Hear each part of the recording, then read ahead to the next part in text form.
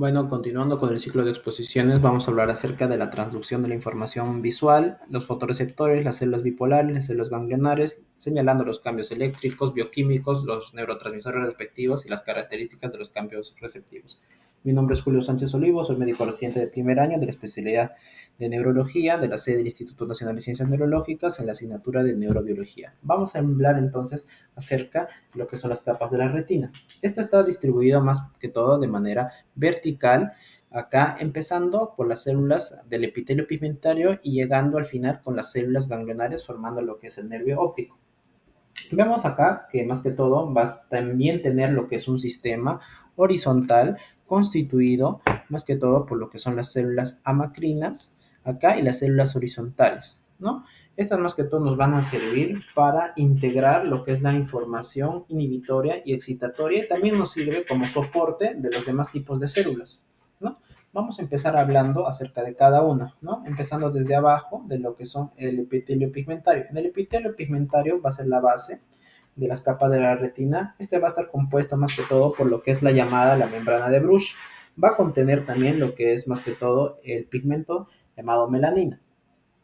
Posteriormente tenemos lo que es la capa de fotorreceptores integradas acá por lo que es los conos y los bastones, ¿no? Estas más que todo van a servir para transmitir lo que es el impulso nervioso, iniciando lo que es la cascada de la señalización de la fototransducción, ¿no? Entonces, vamos a ver acá de manera resumida, tenemos lo que son las capas de la retina, empezando por lo que es el epitelio pigmentario y llegando hasta la célula ganglionar.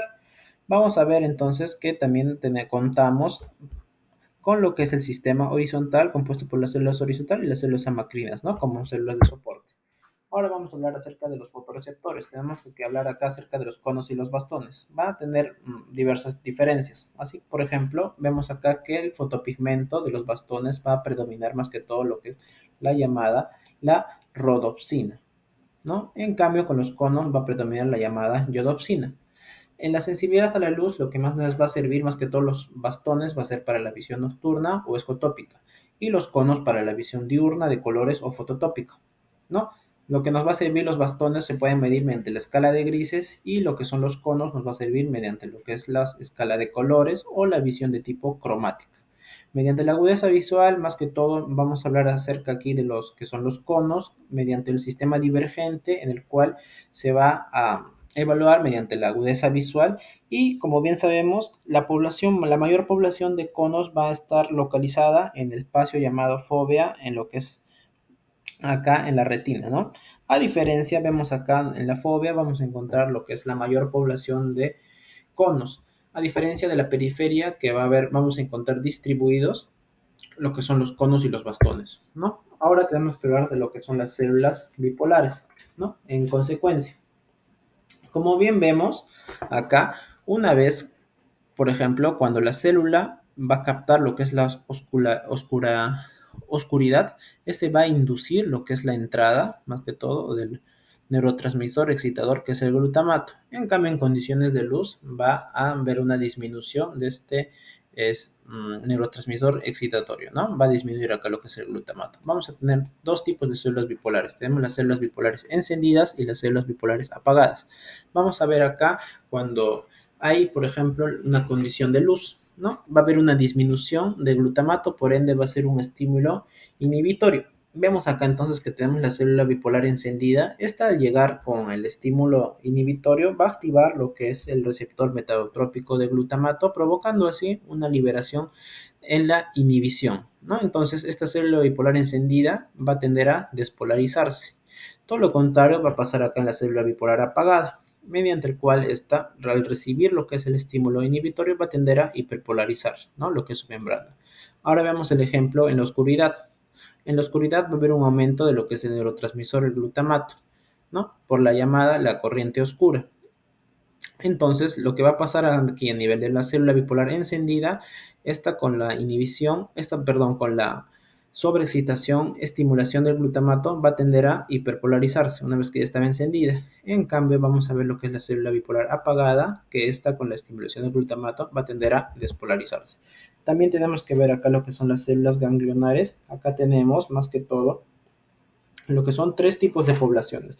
Tenemos la mayor población llamada células enanas o también llamada vía parvocelular. Esta nos va a servir más que todo, distinguen lo que es una mayor resolución temporal y espacial, nos va a servir para lo que es el análisis de lo que son la visión de los colores, teniendo así una mayor población de células para distinguir los colores rojo y verde, ¿no? Después tenemos acá en segundo lugar lo que es la vía magnocelular. Esta nos va a ayudar más que todo a codificar lo que es cambios en lo que es la menor resolución espacial y una mayor resolución temporal. Nos va a ayudar a codificar lo que son las señales acromáticas, ¿no? En contraste con el movimiento y la forma para distinguir de los objetos.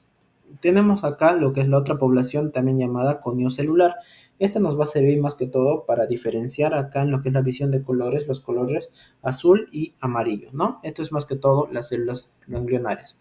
Ahora vamos a hablar acerca de los pigmentos de las células, de los fotorreceptores. Tenemos acá lo que es la rodopsina. La rodopsina es más que todo un pigmento que va a estar caracterizado por ser una proteína integral formado por la opsina, y también tenemos lo que es el retinol, que es un derivado de la vitamina A. Una vez que se inicia lo que es la cascada el ingreso de los fotones, este va a cambiar su forma a la forma translineal, siendo esta la forma activa. Entonces va a activar mediante su componente llamada opsina, va a generar lo que es el ingreso, la cascada respectiva mediante lo que es el ingreso del GMP, para posteriormente desfosforilar, y va a haber sobre todo un gasto de energía y un inicio de la cascada de la fototransducción. Entonces vemos acá lo que es la fototransducción. Una vez que ha habido ese cambio de lo que es la rodopsina en rodopsina tipo trans activa, más que todo mediante lo que es la luz, vamos a ver acá que va a activar lo que es la proteína G, también llamada transducina. Esta va a hidrolizar lo que es el GTP, lo va a llevar a lo que es el GMP. Entonces va a activar lo que es la fosfodiesterasa del GMP cíclico. Esta más que todo para inhibir, cerrando lo que es acá el flujo de lo que son los iones de sodio. Se interrumpe lo que es esta corriente. Entonces, como bien sabemos, en condiciones de luz, ¿qué es lo que va a pasar? Estos receptores se van a hiperpolarizar, disminuyendo así lo que es el glutamato, ¿no? Todo gracias acá al cambio partiendo desde el pigmento. Ahora, ¿qué va a pasar acá en condiciones de oscuridad? Vemos más que todo en condiciones de oscuridad va a mantener la despolarización de los fotorreceptores, ¿no? Como bien sabemos, en la oscuridad los fotorreceptores van a estar en reposo, por así de alguna manera decirlo. Vemos acá que su potencial de acción es de menos 40 milivoltios. Una vez que se inicia la corriente de oscuridad, vemos acá que va a haber una entrada equilibrada de iones positivos, de los iones de sodio y también de lo que son los iones de calcio, ¿no? Más que todo por canales dependientes de GMP cíclico. Este va a permitir el paso, el flujo a través de acá de los fotorreceptores, permitiendo también lo que es un equilibrio con la salida mediante lo que son los canales dependientes de GMP cíclico de potasio. Entonces vemos acá que hay un flujo, por así decirlo, equilibrado de corriente, en lo que también, lo que es llamado la corriente de oscuridad. Vemos acá, como bien sabemos, cuando va a haber la ausencia de luz, como bien sabemos, este va a estimular más que todo a lo que es el flujo de nuestro neurotransmisor excitador, el glutamato, ¿no? Ya sea por sus diferentes tipos de receptores. Ahora tenemos que hablar acerca de lo que son los campos receptivos. Los campos receptivos más que todo son zonas acá mediante el cual en la superficie de la retina, en lo cual se dice que va a generar cambios en las células ganglionares de acuerdo al estímulo de la luz. Vemos acá entonces, ¿no? Que estos fotorreceptores, por ejemplo, vemos acá el color violeta.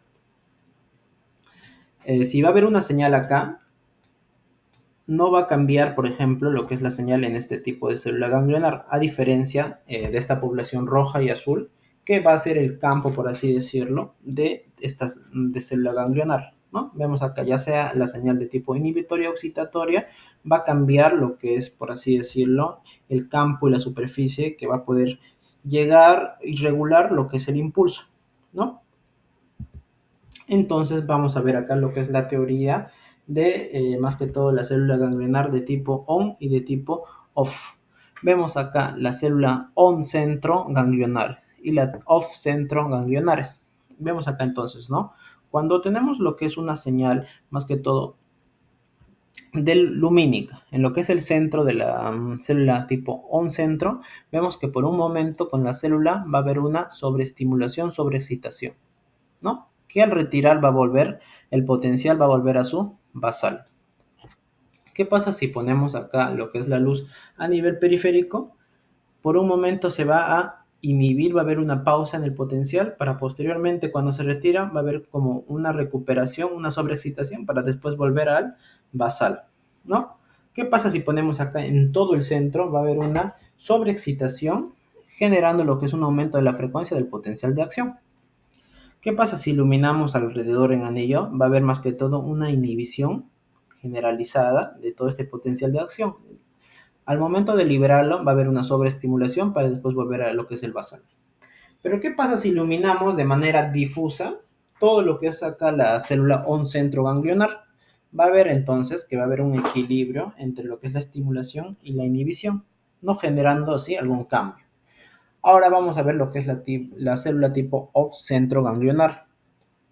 Vemos acá entonces, ¿no? Cuando se ilumina, lo que es acá la parte central, vamos a ver que va a haber una pausa, una lentificación en lo que es la frecuencia del potencial de acción, para que después con su retiro va a haber una estimulación para después homogenizarse y llegar al potencial basal.